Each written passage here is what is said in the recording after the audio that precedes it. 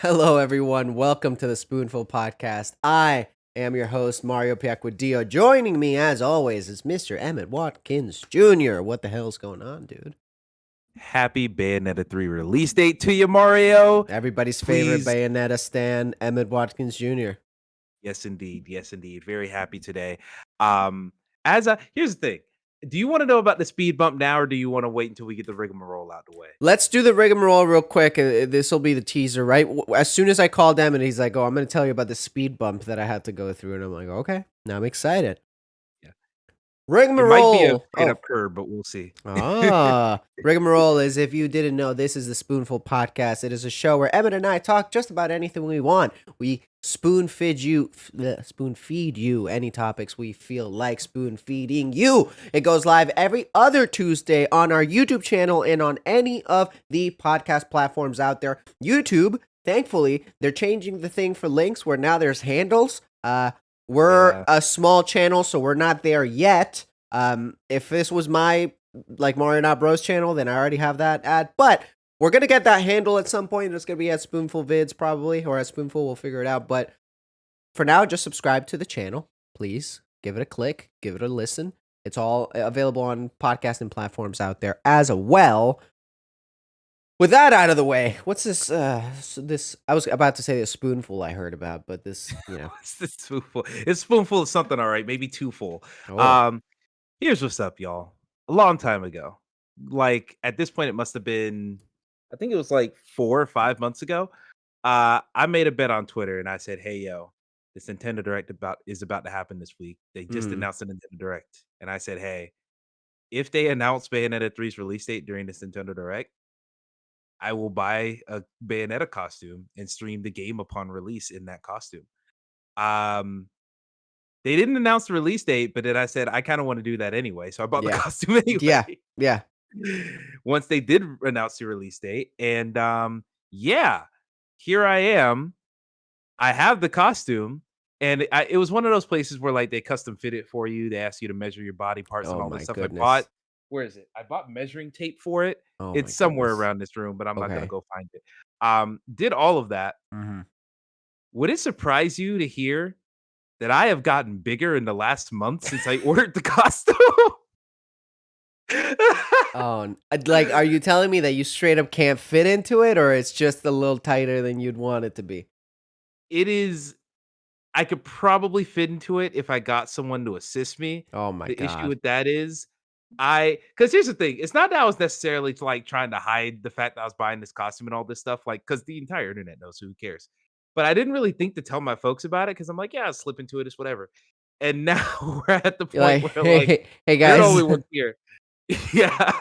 Hey man, you want to come through and like help me slip into this leather suit? I'm just Um I'm just like a sexy witch. Don't worry about it, mom.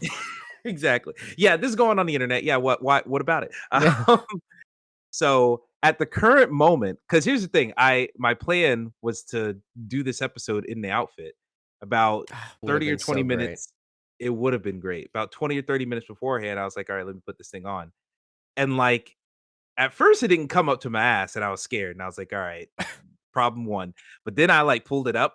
Here's the thing. I have very massive like thighs and calves. It's a fucking You're a big problem. dude. You're a big guy. Big, I'm a big big burly. dude. Like, I'm fucking 6 feet, over 220 Yeah. pounds. Yeah, Like, yeah. I'm a large man. And I was worried about my gut being a problem because I do have one of those. But like broad shoulders, my arms have gotten bigger because I do a warehouse job now. So like Yeah, I was about to say, inadvertently, like, when I say big, I don't necessarily mean. I mean, like, you're a strong man. You're the yeah. football player And like build. I have a football player build because yes, I played a lot of sports growing up, and my dad was a big sports person. So like it's genetics to a certain degree, but it's also like I haven't been trying to maintain this. Like Yeah. I don't I don't do anything. I don't work out or anything. Like Yeah. I'm just like I remember at work, like when I first started working there, and we were wearing shorts in the summertime. Some dude saw my legs and was like, "God damn, you never skip leg day." And I'm like, "I've never had a leg You're like, I've day." never had a leg day in my life. That's just me. Exactly. So Mm. currently, I'm gonna see if I can get this whole thing on because I want to stream the game tonight. I'm gonna see if I can fit this thing on me. I don't know if I want to rip my $170 investment, Oh, but yeah. um, I was able to get the gloves on. Yes. So I got something. And if you could see, like My fingers. This is like where the end of my webbing is. This This is is where the this glove is is. listen, dude. When I first heard you were doing this, I was expecting like Party City level. Like this is like a Oh, legit. This it's is Party City serious level. stuff. I mean, those It's gloves look legit. Look, the gloves look legit, but, like, they are made for someone with fingers way shorter than mine. They are, So like you're telling me that the costume of a sexy witch lady is for ladies or they had a people male of option. ladylike build? They had a male option. Also, what you saying about my long-fingered ladies out there? Hey, Oh, listen, man. we're about to talk about Taylor Swift a lot. That girl has got some long ass fingers, so I'm all Plus, about it. I mean, let's keep it real here. If we're talking about Bayonetta, who is a queer icon according to most, it might be to her Absolutely. advantage to have long fingers, is all I'm saying. Oh no, So she uses the long fingers all the time. indeed, She's indeed. she's Better good to at pull them. the triggers with. So yeah, I gotta see if I can get the rest of this thing on. But the game's still coming. It's out for delivery to my house. It might deliver while we're recording. We'll see. But if not, either way, Listen, I'm excited for plan B, worst case scenario, you're naked. it.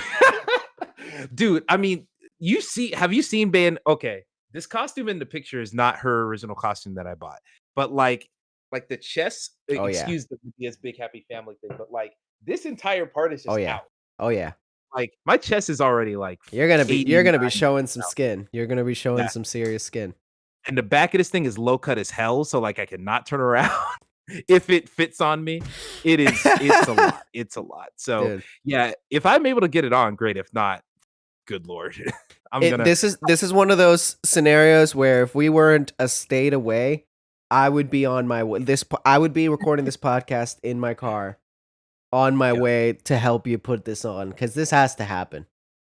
Perhaps I'll do because I've thought about doing another stream closer to the end of the year for other reasons. I haven't confirmed it yet, but I'm talking to friends. I might do something like I did a couple years back. Maybe that's a benefit. Maybe that's if we Mm, raise enough money during that stream or something, then they'll put this thing on me. I Because like good it. God, I we'll support it. see. I will not promise anything until I have something to promise, but that's where I'm at. For now, I just look like this. I look like Michael Jackson. The I hair was and about to say, like, you're giving off major MJ vibes at the moment, man. good God, I am indeed the man in the mirror. How Man on the sweaty? moon. How sweaty are your hands right now? Not sweaty Okay. much at all. And I've Okay. kept these on because I know you said you were running a little late. I've kept these on since like 12:50. You've So been it's been an hour prepared. and I'm not sweating. Yeah, because I Great. was like, I'm just ready to go. I was trying to play Elden Ring on deck and my fingers were not No. doing what they needed to do. No. Uh-uh.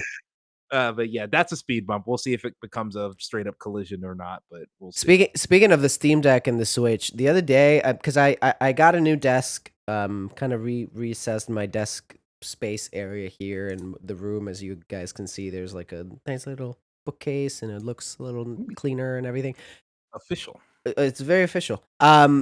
I I was moving stuff around, and I was finally able to put my Switch in a place where it's not crammed, and I actually connected it to my main TV monitor. So I'm like, great.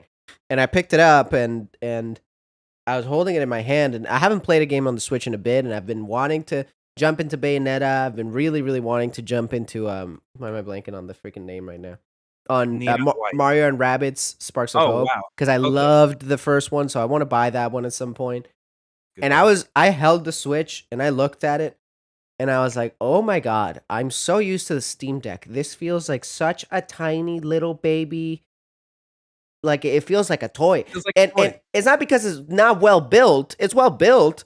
In fact, the materials on the OLED Switch are probably higher quality materials than the ones on the Steam Deck, but it just feels like such a tiny, cute little guy. If the Switch feels like it's designed to be dropped by a 10-year-old, Yeah, where the Steam Deck feels like you are over 18, you shouldn't be dropping you this. That's shouldn't what it be. Yeah, no, and obviously, I mean, at this point, the Steam Deck is the ergonomics of that thing are so incredible that just holding just the fact that the Switch is just a rectangle, I'm like, oh, this feels so fucking weird. Although yeah. I will say, man, I wish the Steam Deck had the OLED Switch's screen. That's like one of the best fucking screens I've ever seen. Deck V2, I guarantee OLED's It, on the it list. it has to. I mean, the screen on the Steam Deck's fine, but like the Switch OLED is legitimately one of the most impressive screens ever. And I have an OLED LG CX C1 or one of the two. I don't remember which one. I think a C1 as my Maybe. main monitor. Obviously, that's like one of the best OLED TVs you can get. But every time I pick up the Switch and I see the colors, I'm like, damn, this thing is popping off. Hmm. Yeah, it's good stuff. Yeah, it's one of those things where yeah, the Switch looks beautiful. I don't have an OLED, so I don't really have that benefit. But for me, I'm like, I don't care how pretty it looks. If it's still The running at games 12 look like frames, shit. yeah, if it's 12 frames at 480p, then what Yeah. am I doing? I bought what's that game? Chex Quest on Oh, of Switch a course. while Yeah. ago, just Classic. because I think it was free. I don't think I actually either I paid very little for it or it was free. But I played it on Switch and I'm like, what the hell is going on? This game runs at 20 frames a second, and yeah, that might be on the Chex Quest developers, but also Maybe they it's the Switch. maybe a little more optimization. Enough fucking video game chatter. God damn it. We're here to talk about Taylor Swift, Emmett. It's true. It's It's true. It's finally time. happened. I'm the problem. It's me. The original plan was for you to just go back to a previous album and we were gonna have a discussion. But Taylor Swift, being the wild card she is, announced a new album, and we said may as well do it to the new album. It's a bit of a we don't know what we're gonna jump into, right? My original plan, I was gonna give you an album that I knew you would Ease me in. appreciate. This was a wild card, man. This was a wild card, and let me tell you, the album Midnights by Taylor Swift is not what I thought it was gonna be at all. If you listen to our last episode, I was saying that a lot of the vibe of the album and the photos and everything surrounding it, which we didn't hear anything from the actual album until it came out. Um, but all of the things we saw kind of had the 70s vibe, right? Like colors Mhm. and the tapestry, all it all felt very 70s ish. And with Taylor recently loving to just genre hop from like country to pop and then doing two folk albums, it seemed like it would make sense for her to be like, screw it, I'm gonna do 70s synth wave or whatever the hell. Turns out it's a full blown pop album. Jack Antonoff is producing it. Pretty much the whole of the regular album. There's also the 3 a.m. version that has the additional tracks and all that. Um, but it's a Taylor Swift, Jack Antonoff production, top to bottom. Uh, and it is quote unquote a concept album. Where the main through line, which we already kind of knew this, but the main through line to catch people up is it's stories from her whole life of songs she's written in midnight, right? That's the whole point of midnight. Mhm. That those things when you can't get a thought out of your head and whatnot, and I'm not an artist, but if I were to Those be, late night creative thoughts. I would wake up and write a song at midnight, right? Yes, indeed. Midnight's the album, Emmett. I tell you, let's listen to a Taylor Swift album. I don't know what this album's gonna be, but let's listen to it and let's review it on our show. Take it away. Are you sure you want me to start? Do you want me to set the tenor for this conversation? Yes. Okay. All right. Well, here's what's up. Here's what's up. I listened to this Taylor Swift Midnight's album. I, like I said in the last episode, I have never really listened to any Taylor Swift. I can name maybe like a couple singles I've heard here or there, but I haven't had that much exposure to her yet, due to me previously being a fan of an artist that she was in conflict with for a long time. I have How'd that turn out for you, by the way? Oh, horribly. I got the shit end of that stick so awfully. Which is that's a whole thing. If you want to hear more talk about that, listen to Welcome I to the will Thing. say, I will just interrupt you super quickly. The song Mhm. Karma has already aged so beautifully. Oh yeah. It It is is aged aged well. every day. It gets better and better. It hit the nail on the head. Yeah, it hurts how much it is aged. Well. Yes. Um, but yeah. So because of that whole ordeal from a couple years back, you can put together what I'm referring to there. I've had some exposure to Taylor Swift. I have an opinion about Taylor Swift, even though I haven't had much reference to her music. Now that a lot of that is blown over, a lot of that is no longer in my mind. If it is in the back of my mind, I said, all right, let's try out Midnights. Let's see what's up with this.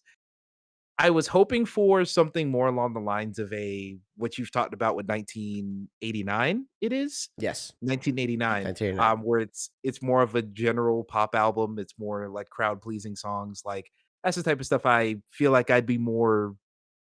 I'd slide into easier than this, with Mhm. this being a concept album.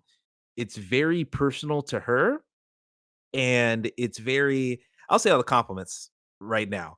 Very personal, but also her as a songwriter, she is a very dense songwriter. That's something I noticed where every verse feels like not saying that she's like rapping or anything, but it feels that type of density in each Yes. verse where it's not just basic like say this I'm refrain, glad say you this part. can see that. I'm glad you Mhm. see that her songwriting level is at another level from most pop artists Yeah, and things of definitely. that degree. Yeah, definitely. And that's one thing I was like, okay, that's actually pretty cool. Like you can sense the effort put in all these songs because of the songwriting density in here. She's just saying a lot of things, providing a lot of detail. Um, and in a general sense, while I'm not gonna say like I love like I don't know if I'm gonna play the song every single day, but after a while, it did get into a rhythm where I'm like, okay, I like the production on this song. I like the production on this song. I think the production is solid overall, so I like that aspect of it. Um, Ultimately, the thing that kind of makes this album, I don't want to say fall apart because I don't think this is a bad album, but this is a thing. I said this on Twitter, so I'm just gonna say the exact same thing I said on Twitter back when Beyonce's most recent album came out, Renaissance. I'm a massive Beyonce fan. I usually have Lemonade hanging up on the wall back here, but you can't see the wall. A and B, it fell down after I bought a new frame and haven't put it up yet. But even as a massive Beyonce fan, Renaissance came out. I listened to it, and then I saw the conversation happening around it. I saw the community that's forming around it. After listening to it, I didn't like the album, but I saw who did, and I was like, "All right, this ain't for me." This Fair, just fair, wasn't made for me, so I fair. don't need to get on Twitter and be toxic about my opinion on it or whatever. But this time I was asked what's my opinion. This Here we once are. again, Here we are it's recording a podcast. exactly. That's the whole point of it. Uh-huh. Um, and like I said, I don't think the album is bad, but with it being so personal to her experiences, she is singing about a lot of things that I find hard to relate to, and one or two things that I find hard to attach to her. Like because of my very limited perspective, of course, of who Taylor Swift is up to this point, she'll say some things and she'll paint her way in certain lights that are either sympathetic or non-sympathetic. And I'm like, really? Like, are you like she kind of paints herself as a villain sometimes, and I'm like, you're a Right. villain, really? Like, I don't buy that because I haven't been Right. keeping up with her whole story. Yeah. Um, so yeah, that's my thing. It's the funny thing that I realized probably after my first or second listen of Midnight's was, man, this is the worst fucking possible album we could have done this show on. Because you remember when we did Mr. Morale back before it was Oh, we before were it that we was were officially titled. Spoonful. What Yeah. you said rings extremely true to this album, where you said, I think it's a great album, and you were talking because you're a huge Kendrick fan and you understand all the references. But if it's your first Kendrick album, you're gonna be lost. You're not gonna, Yeah. and it's a different kind of album, right? It's something that Mhm. Kendrick really hasn't done a whole lot. Um, but for the diehards, there's a lot there to dig into, right? Every line, there's things that you can understand what he was referring to, or specific moments or tiny little relationship details that you know because you're a diehard.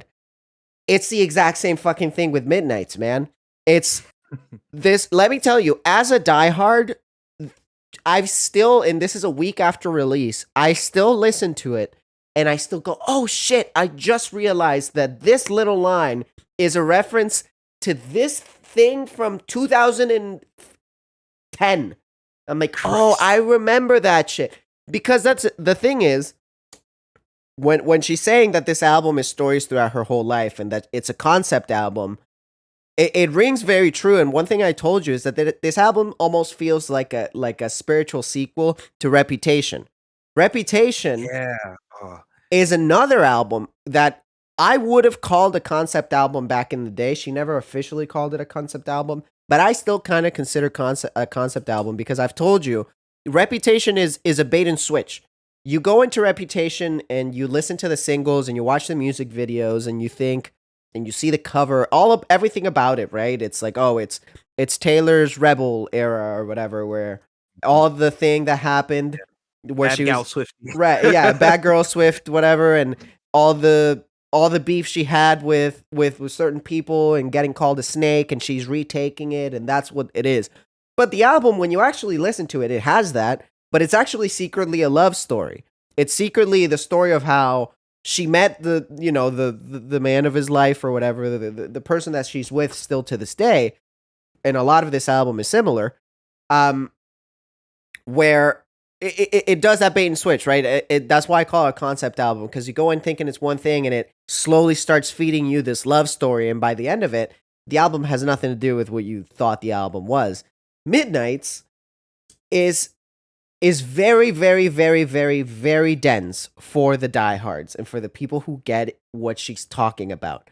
There are so many songs where I'm still not 100% sure on what era of her life these songs are because she's being perfectly vague and perfectly specific about certain situations where there are certain songs that I can place to, oh, this is from the Red era, I'm pretty sure. A great example of that, and this is something that only a diehard would know.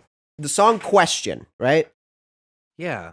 That song starts with and it's a thing we sort of see. It's sort of a theme in the album where there's this sort of distorted version of Taylor, right? And it comes through at multiple points through the album, and I think that distorted version is supposed to like represent sort of like her deep thoughts or like the back of her mind, the stuff that she doesn't want to reveal about herself. I think that's sort of what that deeper distorted voice is sort of trying to represent.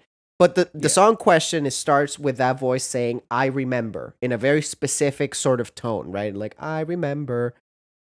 That is a reference to the song "Out of the Woods." The song "Out of the Woods" from 1989 has says "I remember" multiple times in that exact same tone. Wow. So for the diehards, as soon as I hear that, I realize it's Out of the Woods, and I know who Out of the Woods is about. Harry Styles, if in case you didn't know. And I know who it's about, and I know the stories of that relationship, and I know what that relationship ended and why it ended and what the pitfalls of that relationship are. So it by just that tiny little 1 second clip, I have so much more context for what that song means. And every line I can pick up a lot more. For you, that song's probably weird as hell. It wasn't like here's the thing, because maybe it is the same thing, but I do think your comparison to Kendrick's album is very apt because I don't think there's any comparisons that similar to where like, oh, that snippet from the song just jogs your memory about a different song and then all the context of that. It is just if you have the context of Kendrick's whole life, Right. then his journey, where his journey ends up, makes so much more sense. For this one, Question is a perfectly fine song. It's not unlistenable. It's not too weird for me or anything.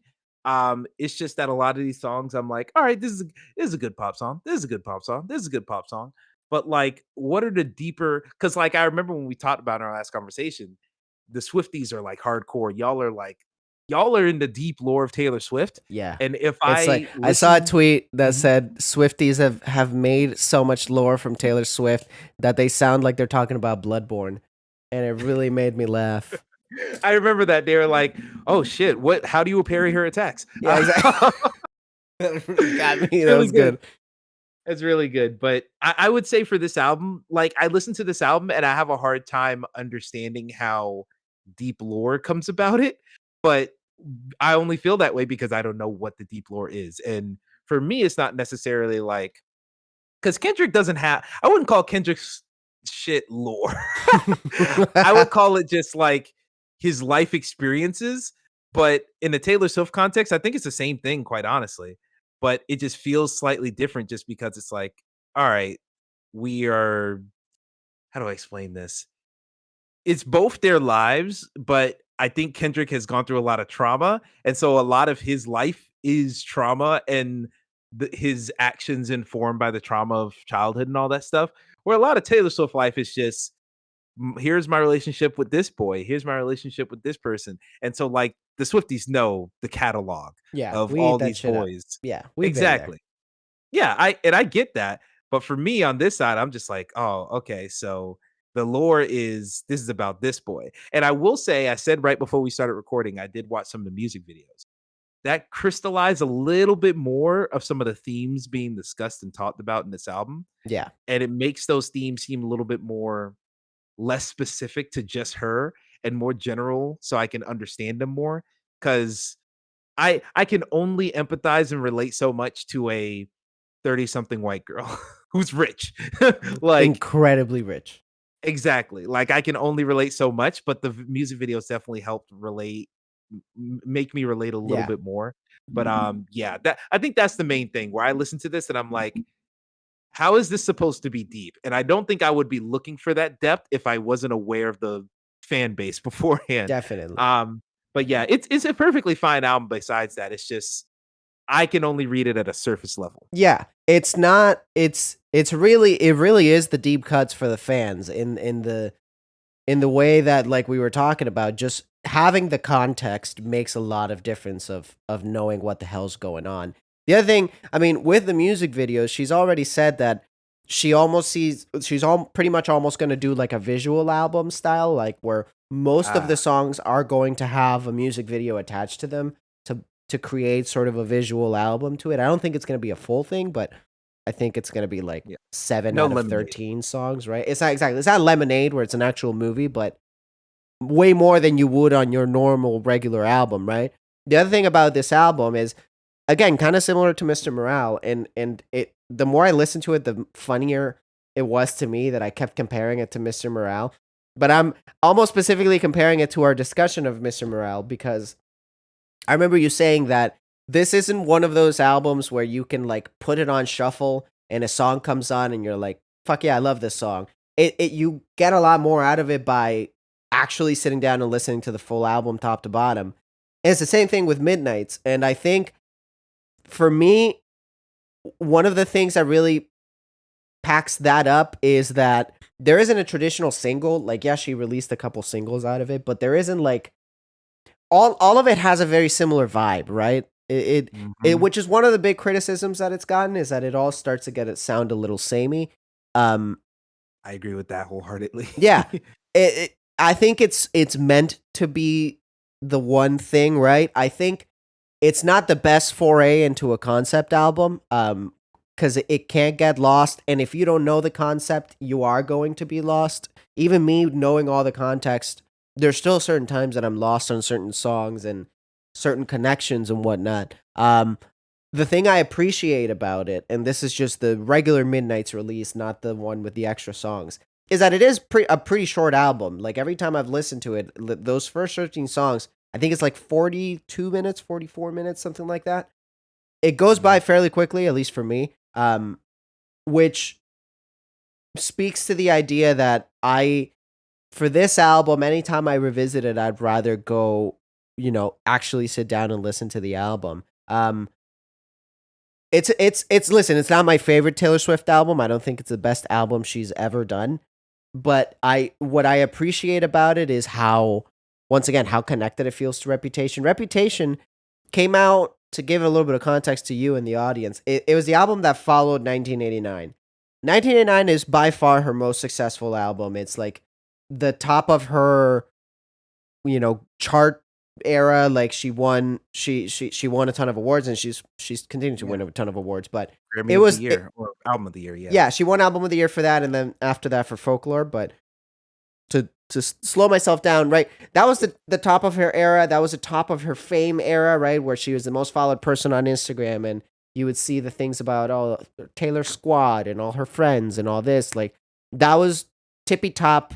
And after that came a bunch of problems. She disappeared from the public eye for a little bit. It was all the Kim Kardashian shit and whatever. Um, Mhm. and then came out Reputation, and a lot of people were disappointed by Reputation. because they kind of didn't. They saw it only for face value of what it was presenting itself to be, and didn't actually look at the deeper meaning behind the album. Where I've actually seen a lot of people looking back appreciate Reputation a lot more. I've even on Twitter, somebody was asked about. It might have even been Taylor Nation, which is like her official site and people who do her merch and whatever. Huh. Okay. Yeah, it's like a Twitter account and it's a whole I it's a didn't know whole she thing. had an official Stan account. I She respect does, yeah. It's basically like they do all her merch and all the tours. It's kind of like the official fan thing, whatever. I think they had tweeted out like what is Taylor's best album, and you saw a good chunk of Folklore, and I saw an insane amount of Reputations where Reputation was poorly received at first. Like people were not liking it, even like the fans were not liking it, and Mm. there's a bit of a similar vibe with this. I think this album has a good chance, just like Reputation, to mature well. And the more that you look back at it, the more you take from it. But the thing I will say is that yes, it is a concept album, but it can leave a little bit to be desired to be as a concept album where you can sort of see that it's telling one story and it's driving to the point of her relationship and how she was going through her current relationship through the worst time in her life, right? Mm. Where she was under the most scrutiny that she's ever been and all that, and from that tough time came this good.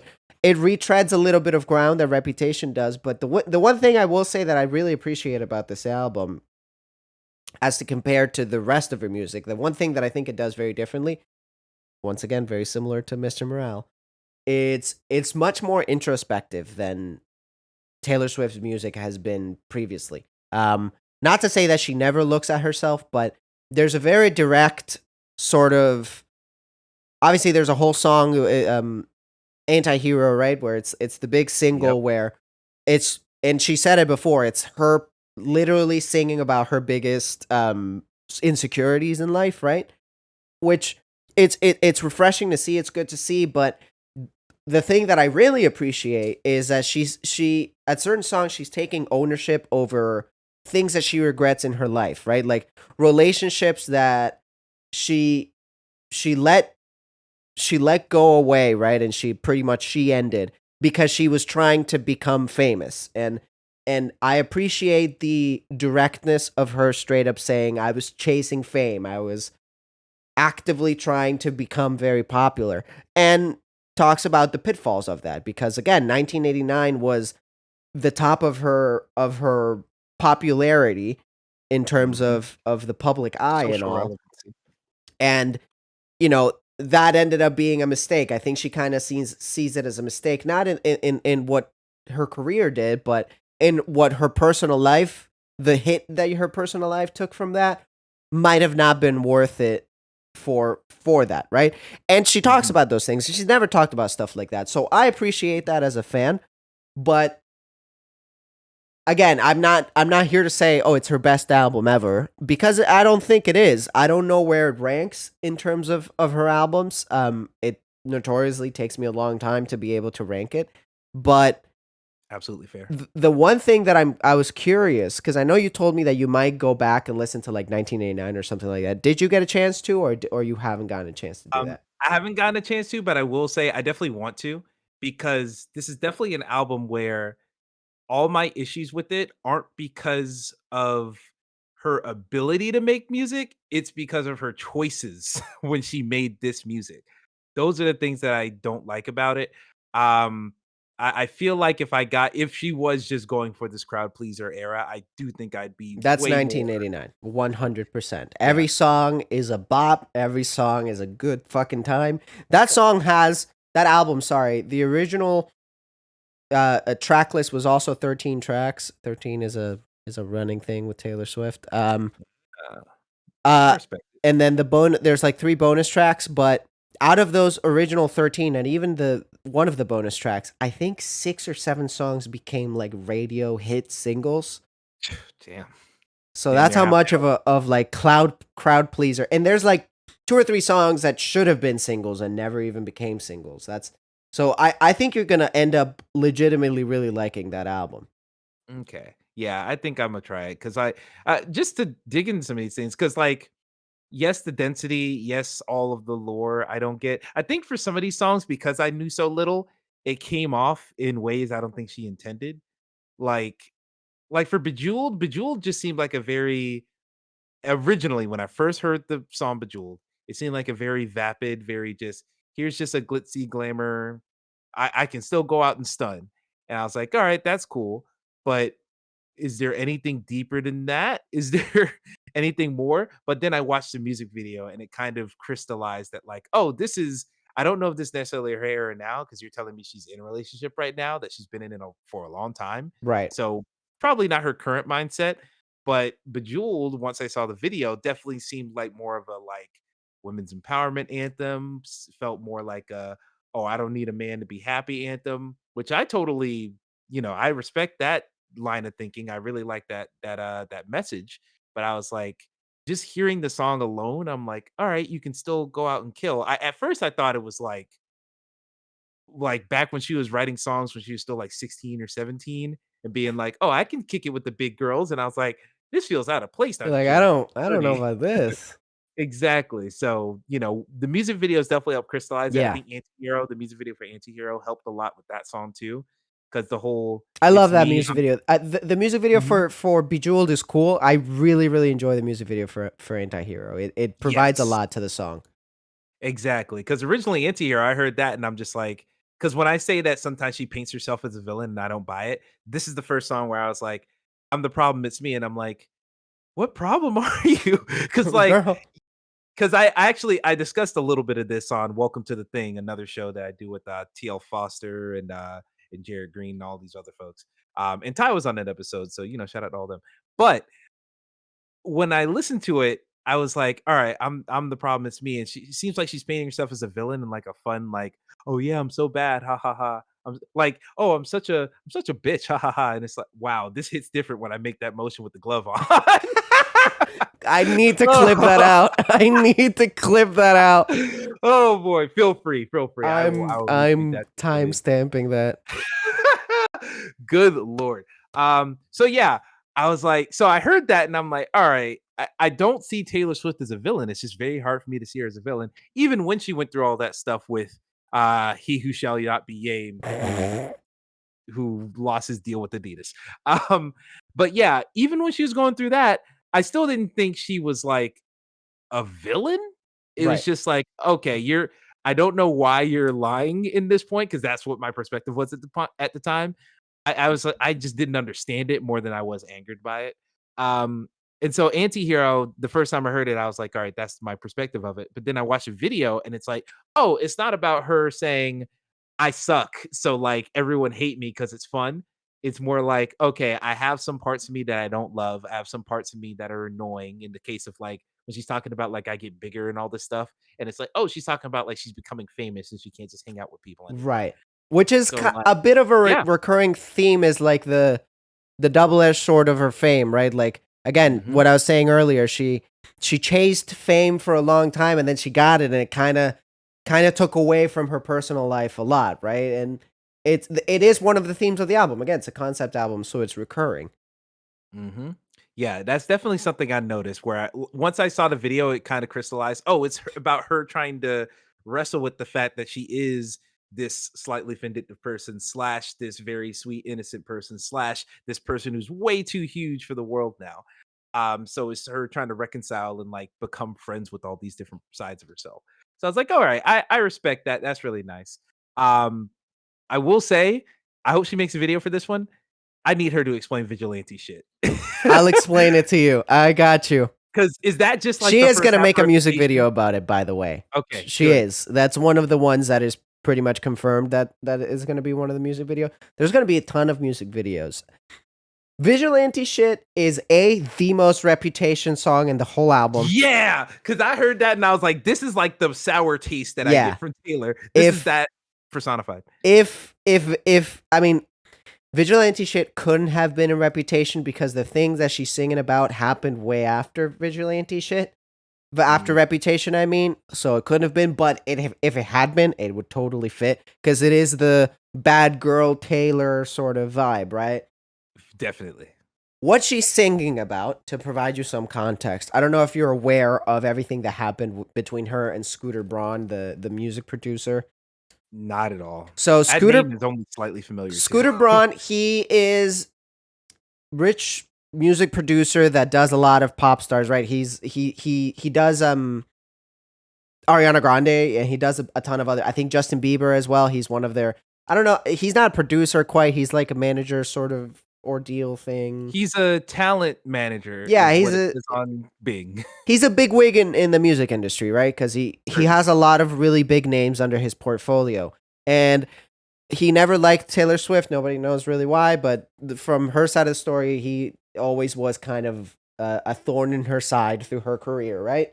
Mhm. And Taylor used to be for used to work for a label called Big Machine Records, which was a very very small label that where she was by far the biggest name. Most of the other people in the label were country artists because Taylor Swift originally was a country artist. In fact, Taylor Swift was the founding member of Big Machine Records. Like the very first person that they signed was Taylor Swift. In fact, she even Really? drew their logo. The original logo was like a little car, and Taylor Swift is the person who doodled that. Huh. She had a ton of problems with that label as her career went on. When she tried to transition from country to pop, they gave a lot of backlash to that, right? And Mm.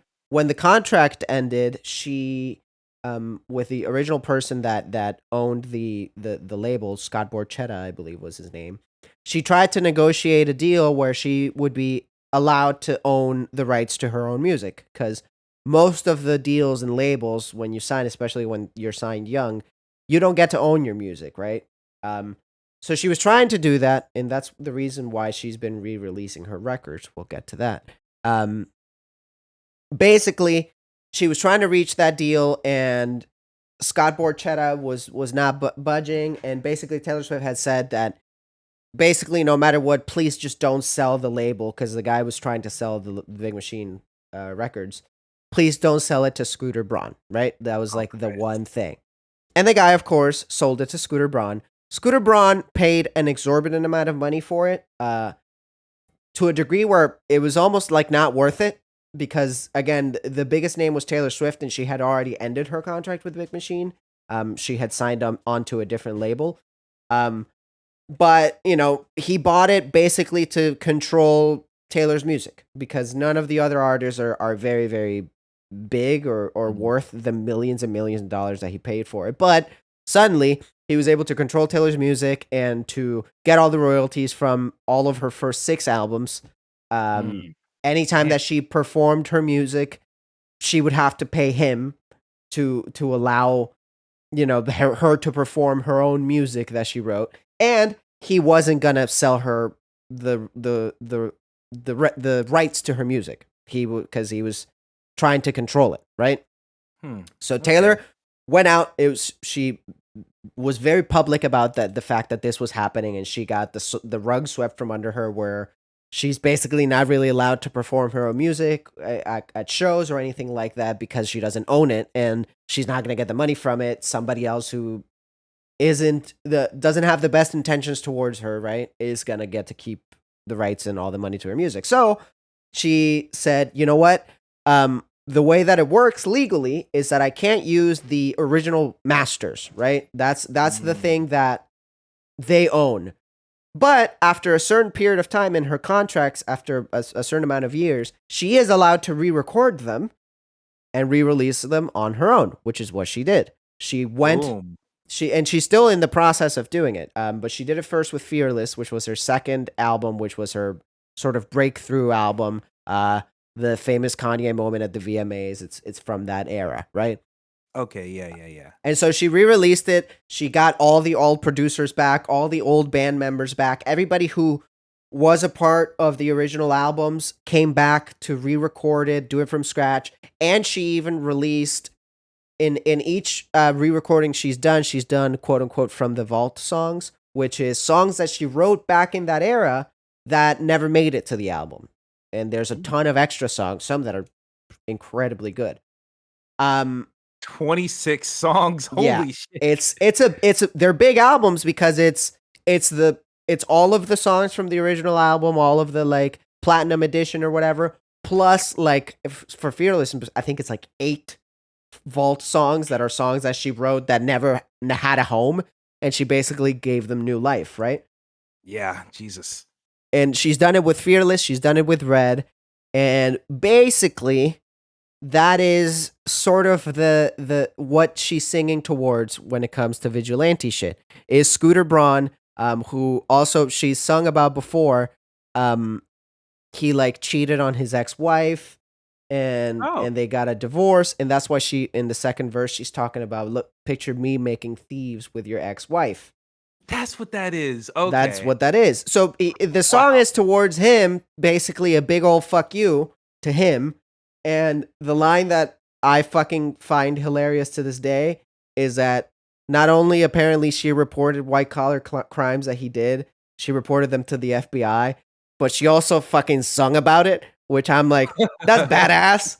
Like, I get that people are like, bad girl Taylor, you're a rich white girl. And I get that, of course, this isn't fucking gangster rap, but it's still fucking badass to go That's pretty ahead cool. and report fucking some shit he did to the FBI and then make a song about it. Yeah, that's honestly, that's like some uh, what is it? It's not Tupac himself, but there was some rap beat that happened in the 90s where literally some dude got on the track and was like, "I fucked your wife." That's what this It's feels that like. energy, bro. It's that Yeah. energy. It's like, it was Jay-Z. He was rapping to Nas. He was like, "Yeah, I had sex with your girlfriend through the condoms in the baby seat." And I'm like, "Holy shit." It's that Like his level of mom like, made him oh apologize. man, okay, shit. So that's what she's singing about in Vigilante shit.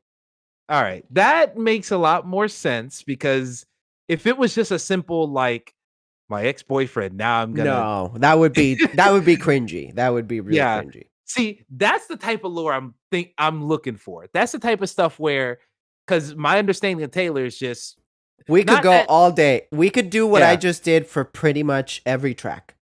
Yeah, because literally my interpretation of Taylor Swift before listening to this album, having these conversations, was literally just she did Kanye dirty that one time, which ultimately, he did himself dirty in the end. But it was that and the fact that what boyfriend is she on next? Like that's always a topic of conversation. Right. So, hey, didn't even know she's been with someone for like what 6 years at this Six, point. seven Whenever, years, yeah. yeah, and like that seems like a long time for Taylor, having no knowledge of her prior engagements, other than that there are a lot of them. And two, I just thought that like all her music was about whatever boyfriend she has next or had in the past, and making songs about a thing like this because I was aware that there was some conflict with her music and that's why she was re-recording stuff. Yeah.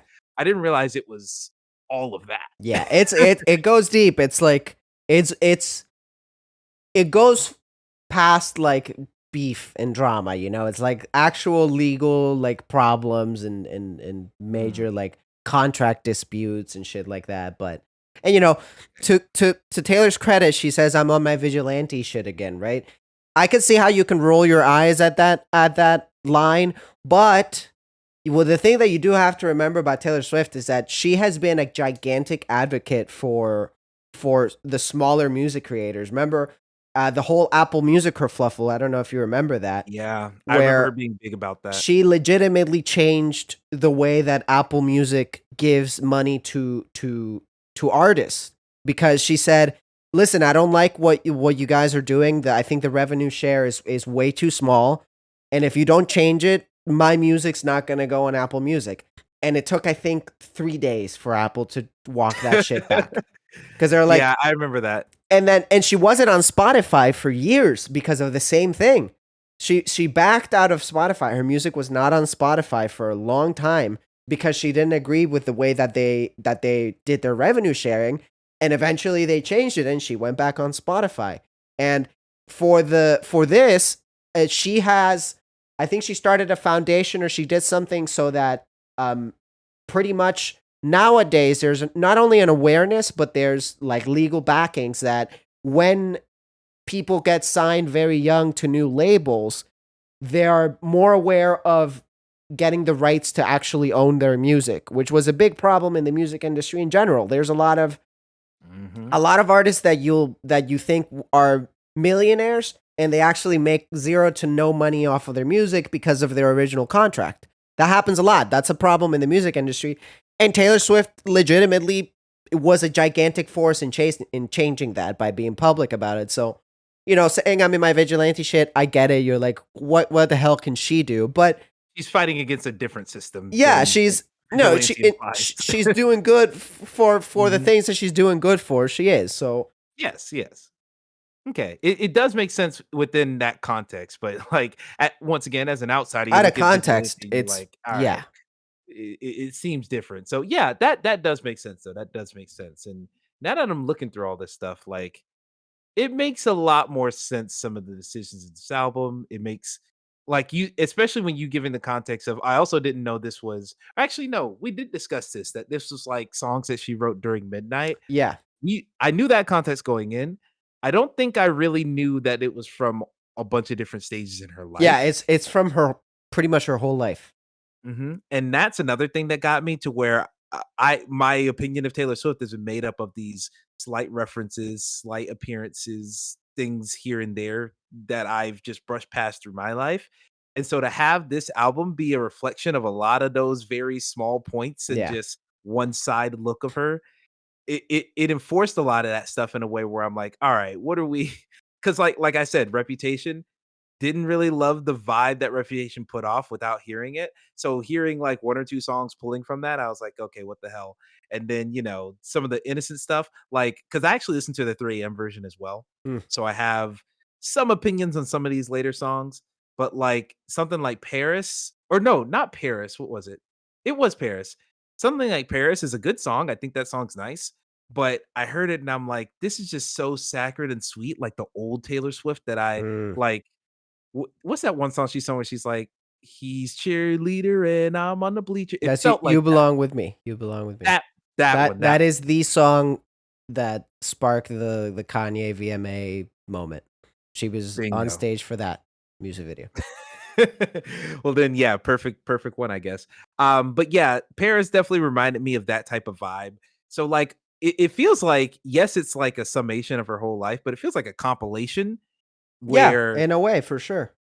it's like a compilation where I recognize a lot of this stuff, but I didn't have the full picture. And when you have the full picture, it's like MCU scenes top 10 compilation on YouTube. That's what this feels like, where I can recognize the scenes not having seen the movie. But if I saw the movie for all these scenes, I would be getting so much more out of it. Yeah, and to give to the point of how deep it can go and how dense it can go and how much context you need. Antihero is like the quote unquote single, right? It's on the radio. Like if you put on the radio, that's the song that's playing most of the time. Um, Mhm. there's this one line that a lot of people have been very confused about, right? And people are like, "This is weird," and some people even tried to like give backlash. Where, in the second verse, she says, "Sometimes I feel like everybody's a sexy baby." Yeah, I wanted to ask about that. Like, what what the fuck? Okay, you ready for this? I'm about to go off of some Charlie Day shit. You're not gonna believe what I'm about Oh to fucking Lord, tell you. this connects to when she had. I'm not gonna make that joke. Continue. Let I guarantee the next words that are coming out of my mouth are not what you expected I was about to say. My God. This is a tongue-in-cheek reference to her slight, short-lived beef with Tina Fey. Okay. Okay. Let me hear this one. I don't even know And what this end is of the podcast. Now, okay, so about. 30 Rock, I don't know if you've ever seen 30 Rock, but there's a character in it. There's like I think it's throughout a whole season where they hire a new female writer because they got backlash. They didn't have enough women in the writings room, and this played by Kristen Milotti. She does a great job. Where she's this girl who's like blonde and cutesy, and like she like puts on makeup in a certain kind of way, and like big old earmuffs, and like there's a joke in it where Tina Fey's character tells her you can drop the sexy baby act, right? And she goes Ah. and really funny 30 Rock. She goes like, "But I'm a little sexy baby," and like all the men are like drooling over her. The So infantile thing, yeah, yeah. exactly, because the character's playing into that infantile sexy thing or whatever. The reference in the quote unquote the beef, it's a 30 Rock reference, right? Like she's referencing that moment in 30 Rock. And it goes deeper, like in the way it for the line, like right when she's saying sexy baby, she's saying like, girls who are young and like who, it means that, but it's the Mhm. reference to the Tina Fey because back I think it was like the 2016 Golden Globes or something like that. Yeah.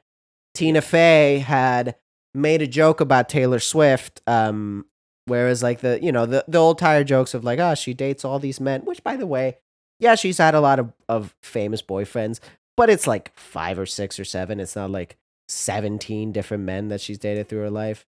It's It I blown out of proportion because Yeah. of the level of name and like, like I'll I'll say it like this, her you can have 20 boyfriends for all I yeah, care. it's fine, That's right? not really a problem. What made it seem like such a big deal is because it's an event in the Yeah, media exactly. every time, and so it just seems It like, got "Oh, man, it gets made an event, and it's also like she's dating Jake Gyllenhaal, then she's dating Harry Styles, and now she's dating, so it's I get literally it. like the top 5 men or whatever people like." Exactly. So I get it, but that has always gotten blown out of proportion. It's always been a thing that she's been vocal about. But Tina Fey made a joke about it at the Golden Globes because she's a comedian, she's presenting, and it was a joke of like, "Oh, somebody's son is here, Taylor Swift. You got to stay away from them." Yep, And and Taylor Swift got on stage and slapped her in front of a live studio. beat the shit out of her. No, Taylor Swift in an interview had said, because especially in this era, she was very much so being very vocal about being a feminist and girl Mhm. power and women supporting each other and all that. And the famous quote from the article or from the whatever thing she said is she said, "There's a special place in hell for women who don't support other women," is what Taylor Swift had said. Hmm, And then okay. after that, Tina Fey, like 2 years later, she hosted the Golden Globes again, and then she made a joke saying that, right? And so they Mhm. had quote unquote beef. But then after that, I think at another Golden Globes, I don't know why this shit only happens at the Golden Globes. By the way, they got together and they like made up and made a whole joke about it, and it was like a cutesy little thing. And Tina Hmm. Fey had played into it too by putting that line in one of her shows. I think that Netflix show, Kimmy Schmidt or whatever the hell. Oh, yeah, yeah, The Unbreakable Kimmy Schmidt. Yeah, Unbreakable's Kimmy Schmidt. At one point, one character says there's a special place in hell for women who don't support other women. So but they made up and it became like a friendly little like fucking with each other sort of thing. So that's what this is. It's a continuation of that. And it's a Oh, reference to that. And it's like a yeah, because but that was out of once again, out of context, you're like, what the fuck is she talking about? A sexy baby. mhm. I was there were so many ways because like, later in the album, she has, like, this one really small quote of, like it might have been Mastermind or something where she's like, "Oh, all the feminism and all that stuff," and I'm like, "Is this supposed to connect back to that? Like, is this, like, a really twisted, weird, like, abortion reference since that's, like, a political topic right Right, now?" right, right, I'm right. like, "W w" I didn't understand it, There but is the thank one you for that song, context. speaking of abortion, there's one song, and it's in the 3 a.m. version, Bigger Than the Whole Sky, where Mhm. it I think the song isn't about it, but it sounds like it's about a miscarriage when you hear the main hook. And Huh. a lot of women who have gone through miscarriages have like said that this song like they really connect to it. Cause like the line is something like it says, "You were bigger than the whole sky, you were more than just a short time, and I'm never gonna meet what could have been, should have been, would have been you." So it kind of has that vibe. I don't know if Yeah. that's what it's referencing, but if it is, that's way more personal than she has ever gotten in any of her music. Yeah, and it's personal in a way that I wouldn't expect from her because 'cause she'll Yeah, tell you all the stuff. She'll elaborate on all the shit the tabloids talk about, but she'll never share extra yeah. information through her music, Which as is far what the as I song, understood. which is what the opener of the album is. Lavender Haze is about, how she's going through this thing in her personal relationship where everybody wants her to be a bride. Right? That's another theme of her Yes. reluctance to marry people and how even that ended a relationship in the past.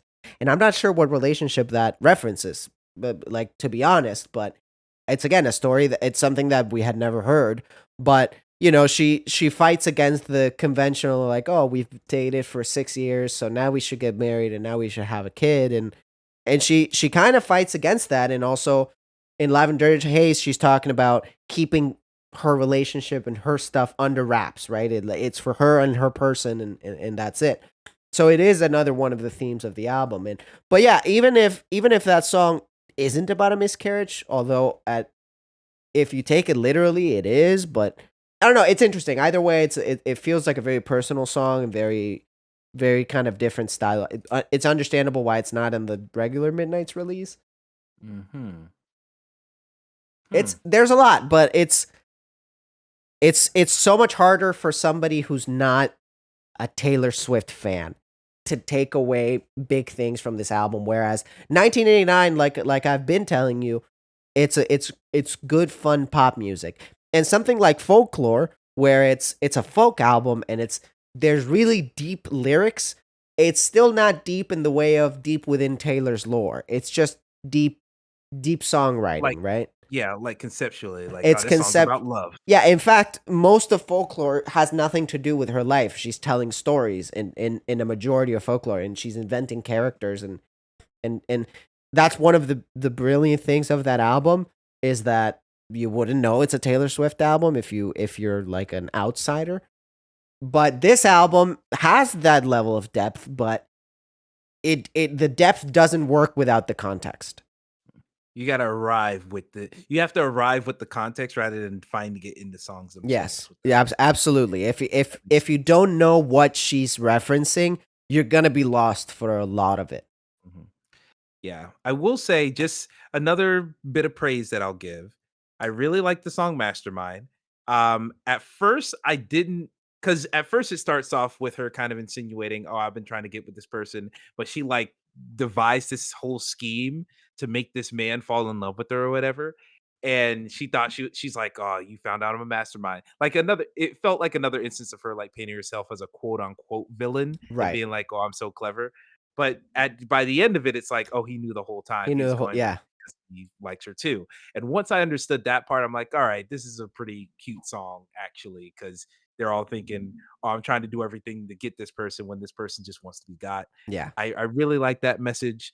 Some other stuff on here. I will say vigilante shit, even if I didn't like the theme of it when without the context, I did like it had a good what is it? Production, that's the word I'm looking Yeah. for. I had production on. I think the I production like was the good on production of that. How it progresses as it goes, and it keeps adding more and more flair to it. It's fun. exactly. So I like that. I like You're on Your Own Kid. I think that's a really fun one where it feels like one of those like go off the college anthems, but not even like a go off the college anthem. It just has that energy of like in Stand By Me when they go explore and they become Mm. adults.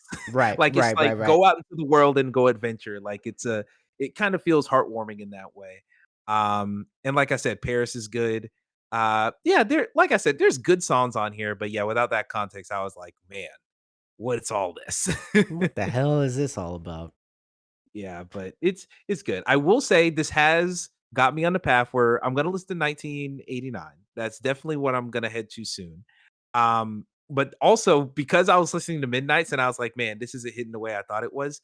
I am thinking of a lot of artists that may not be similar to Taylor Swift, but they're just not the stuff I listen to normally. Mm. The same day as Taylor Swift, God, what's her name? Carly Rae Jepsen dropped an Oh album as yeah, well. she did. I haven't listened to it, but I really wanna. Yeah, I haven't listened to it either, but when I was on Welcome to the Thing, which I'll shout out towards the end of the show, I'm sure, um, Ty listened to it and they said it was really good. So I'm like, all right, maybe I need to check them out. And then also, TikTok algorithm has been pushing me into Paramore City for the longest time. Nice. So I feel like it's about time for me to check out Paramore. So, hey, if one white girl doesn't do it for me, one of these other two will. Hey, there's plenty of them out there, man. That is true. There's a lot of them. There's a wide selection. That is true. I'm missing that representation on the wall of albums. Where are the white women, Emmett? Come on. Now that's a clip. Now I'm kidding. That is a clip. Clip that out also. No, listen, overall, to give my overall thoughts, I like the album. I'm still getting a lot out of it. I'm still enjoying listening to it. Like I said, I don't know where it's gonna rank. I think over time it's gonna grow fonder and fonder. In a way similar to what Reputation did, where excuse me, I Mhm. Reputation, the more that I've thought about it, the more time that has gone and the more that I sit down and listen to it, has gone from being an album that I'm like, "Oh, it's good," to like, "Oh, it's really good," to like, it might be top 3 albums for me. Oh, It wow. it legitimately might be in the top 3, so I don't know if Midnights is gonna overtake that, I don't think so at a first glance, but I do like it.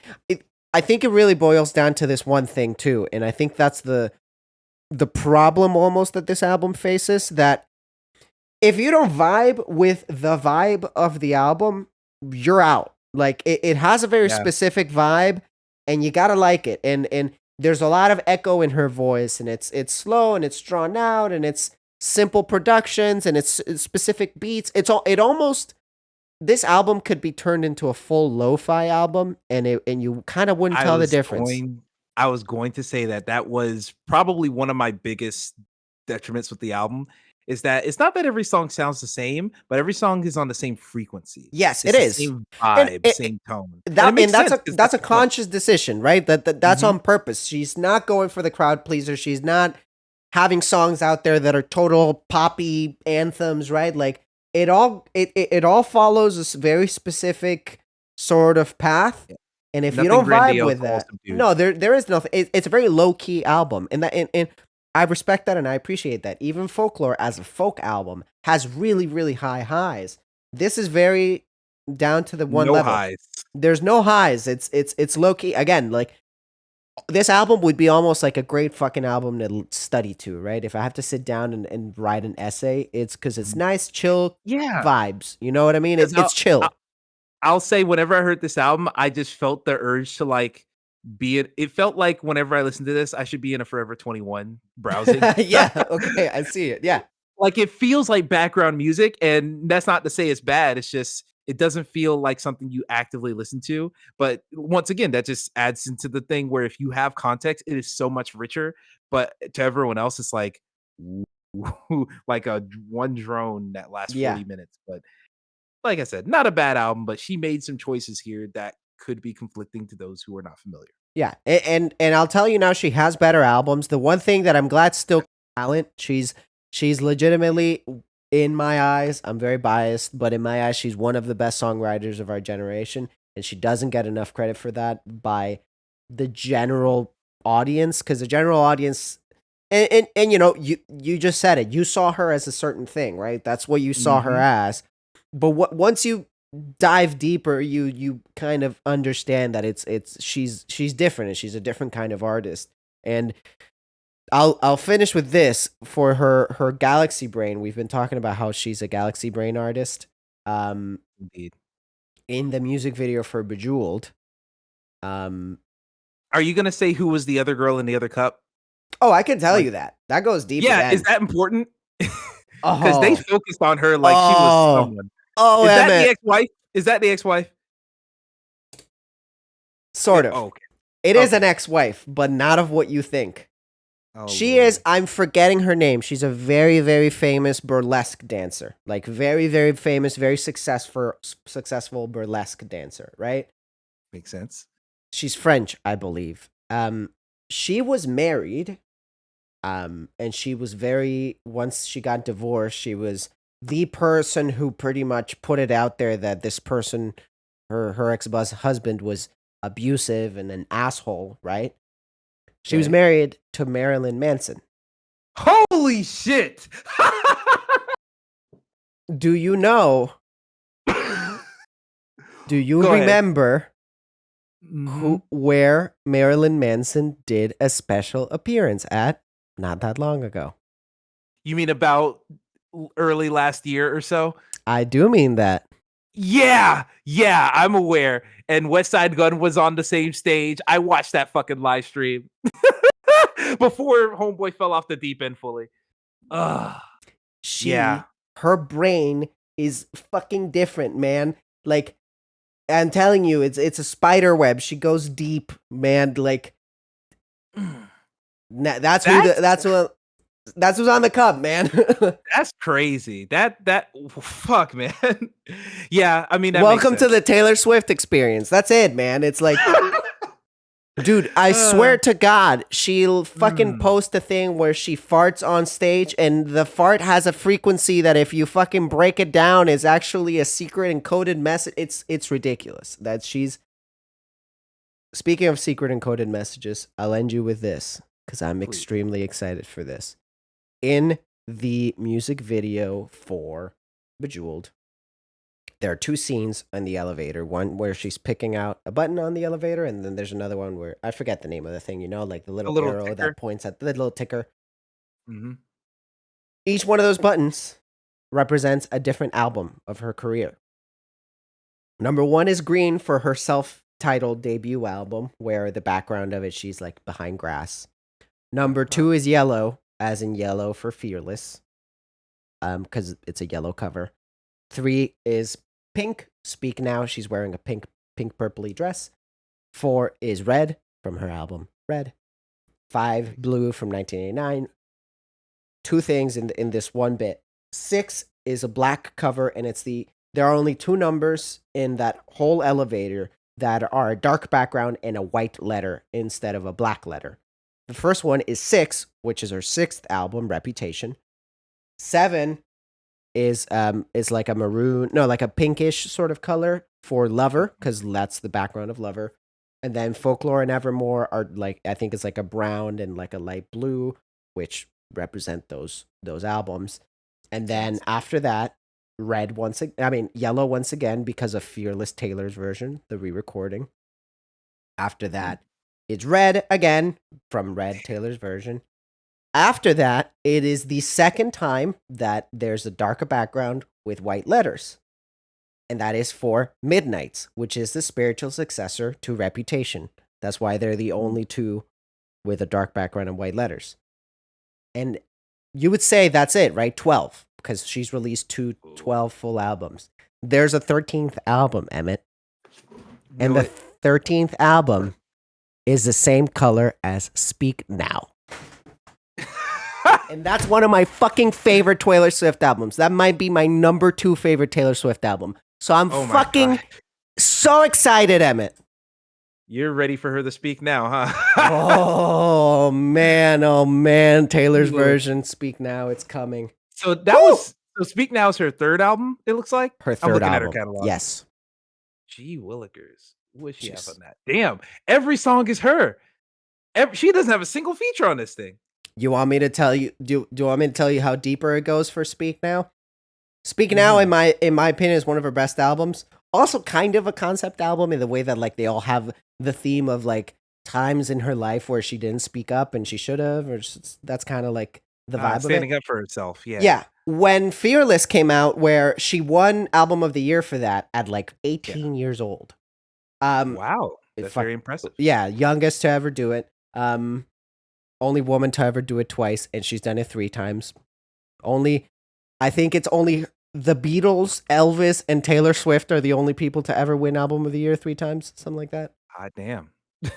Just a little flex. But anyway, to end you with this, the after Fearless came out, she got a lot of backlash, right? Saying that she doesn't write her own music.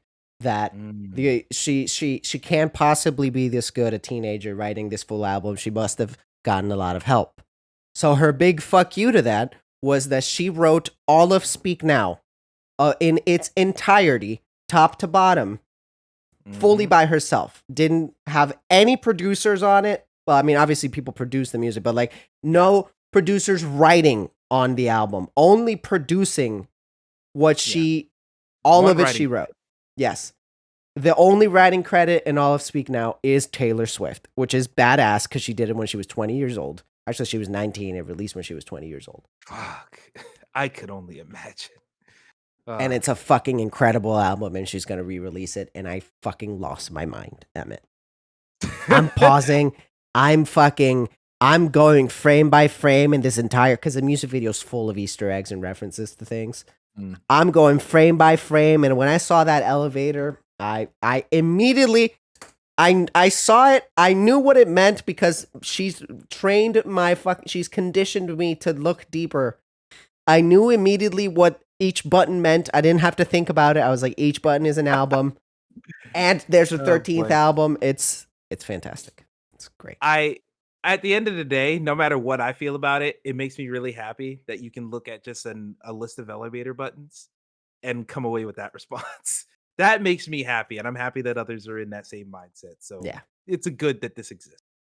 Shout out to her. She's insane and the fandom makes fun of her because she is very cryptic all the time and she's that galaxy brain sort of person, but that's the fun that we have. Yeah, she doesn't want you to understand what she's saying too swiftly, you know? I'll end it with this. Emmett, where can people find you? You can find me. EJ Spun 61 is the Twitter. You know, that's if you want to see any updates I'm doing. EJ Spun 61 is where you go to follow me. VGU.TV is the website. Players Club Podcast is where we do all that stuff. And of course, welcome to the thing that I've been hinting at this entire time. TL Foster has that over on his Twitter. That's on the Welcome to the Pool House feed, which is their Fresh Prince of Bel-Air podcast. So check out that episode. It was a really good episode. I'm really proud of it. Everyone brought their A game, and I was really funny in it, just like this one. So yes, we have an album on the other side. There you go. Make sure you go watch. Everybody follow us on Twitter at Spoonful Vids. I'm at Mario Bros. Emmett is at EJ Sponge 61. This right here is my Midnight's signed edition. Very happy with it. Oh, okay. I didn't realize that was the album we were talking about. That That's is awesome. the album we're talking about. The inside of it. Little signed little thing. Shout out to Taylor Swift. Once Shout out to again, Tay. treats her fans very nicely. She sells for all of her albums that she's released since Folklore. She sells limited edition signed copies of her albums, and they only cost $13 because she's nice to us. Yeah, I got the same thing for Damn. It's sitting back there on my shelf. Ooh, I'm not gonna get out. This is my 5th one, and I gotta hang it up. All right, you're more than me, but I respect it. I'm 3 tattoos deep, Emmett. I'm in way too deep. Well, we'll see how deep I can get into this outfit. Take it Not away. deep at all. Take it away. Bayonetta Emmett. We'll Rukia right there. She's gonna sign us off. All right. Until next time, keep it full on your spoon. Keep it locked to IGN.